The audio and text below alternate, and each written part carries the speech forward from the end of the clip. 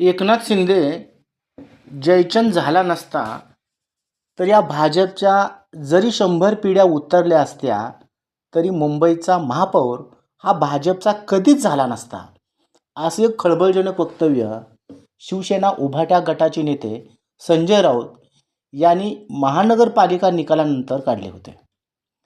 तर मंडळी, प्रश्न असा निर्माण होतो की हा जयचंद नक्की कोण होता आणि त्याला इतिहासामध्ये गद्दार, फितूर असे का म्हटले जाते. तर आजच्या व्हिडिओमध्ये आपण जाणून घेणार आहोत जयचंद हा नेमका कोण होता आणि त्याला गद्दार का म्हटले जात होते. तर मंडळी, मराठी कट्टा या आपल्या यूट्यूब चॅनलला आपण अजून सबस्क्राईब केलं नसेल तर सबस्क्राईब पहिल्यांदा करून घ्या. तर मंडळी, एकनाथ शिंदे हा जयचंद झाला नसता तर मुंबईचा महापौर हा भाजपचा कधीच झाला नसता, असे खळबळजनक वक्तव्य संजय राऊत यांनी काढले होते. तर प्रश्न असा निर्माण होतो की जयचंद हा नेमका कोण होता. जयचंद हा 1170 ते 1194 या काळात कनौजचे म्हणजे आताचे उत्तर प्रदेश येथील गहडवाल वंशाचा एक पराक्रमी राजा होता. त्याची बिहारच्या काही भागावर सत्ता होती.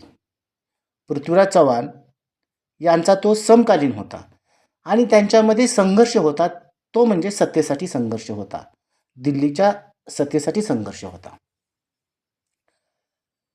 असं काही इतिहासाच्या मतानुसार जयचंद हा एक पराक्रमी शासक होता, वीर होता, विद्वान होता, अशी त्याची इतिहासामध्ये ओळख काही तज्ज्ञांच्या मते आहे. त्याच्याकडे प्रचंड अशी विशाल सैन्यबळ होते, त्यामुळे त्याला दळपंगळू म्हणजे सैन्याचा सेनापती अशी उपाधी मिळाली होती. मग प्रश्न निर्माण होतो की जयचंदची गद्दार आणि फितूर ही प्रतिमा निर्माण कोणी केली, कशी झाली. जयचंद यांना गद्दार आणि फितूर मानण्यामागे किंवा प्रतिमा निर्माण होण्यामागे त्यांची मुलगी संयोगिता आणि पृथ्वीराज चव्हाण यांच्या कथेचा मोठा वाटा सांगितला जातो. काही ऐतिहासिक दस्तऐवजानुसार जयचंद आणि पृथ्वीराज चव्हाण यांच्या दिल्लीच्या वर्चस्वासाठी सत्तेसाठी स्पर्धा होती. तर काहींच्या मते पृथ्वीराजने जयचंदची मुलगी संयोगिता हिचे अपहरण केले होते, त्यांच्यामुळे त्यांच्यात वैर निर्माण झाले होते, याच्यामुळे त्यांच्यामध्ये वैर निर्माण झाले होते. त्यामुळे जयचंद हा पृथ्वीराज चव्हाण यांच्यावर चिडून होता. त्याच्या पराभवासाठी मुस्लिम शासक मोहम्मद घुरी याला त्याने गुप्तपणे मदत केली होती आणि पृथ्वीराज चव्हाण यांचा पराभव झाला होता. तर दुसरी बाजू मंडळी अशी सांगितली जाते, पृथ्वीराज चव्हाण आणि जयचंदची मुलगी संयोगिता हिचे अपहरण झाले नव्हते. पृथ्वीराज चव्हाण यांनी त्यांची मुलगी जयचंदची मुलगी संयोगिता हिचे अपहरण केले नव्हते, तर त्यांनी प्रेमविवाह केला होता. परंतु जयचंदचा स्वभाव हा सत्तापिपासू अशा प्रकारचा होता.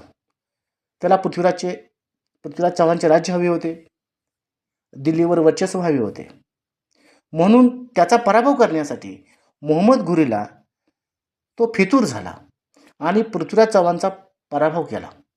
हा पराभव एका राजाचा नव्हता, तर एका हिंदू राजाचा पराभव होता आणि हिथूनच खऱ्या अर्थाने मुस्लिम सत्तेचा पाया भारतामध्ये घातला गेला, केवळ आणि केवळ आपल्या सत्तेच्या लालसापोटी. म्हणून इतिहासामध्ये कदाचित असं म्हटलं जातं की जयचंद हा फितूर आणि गद्दार होता. तुम्हाला काय वाटतं मंडळी, कमेंट बॉक्समध्ये लिहायला विसरू नका.